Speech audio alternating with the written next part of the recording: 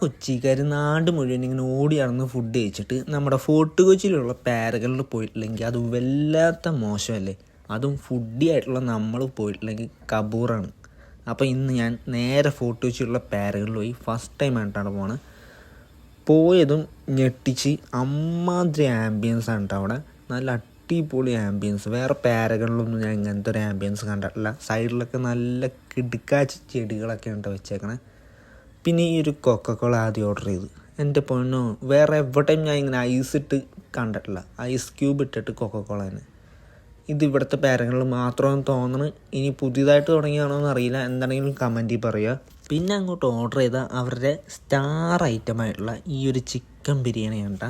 ഇതിൻ്റെ കാര്യം പ്രത്യേകിച്ച് ആർക്കും പറയേണ്ട ആവശ്യമില്ല. കാരണം എല്ലാവർക്കും വേൾഡ് ഫേമസ് തന്നെയാണ് ഈ ഒരു സംഭവം.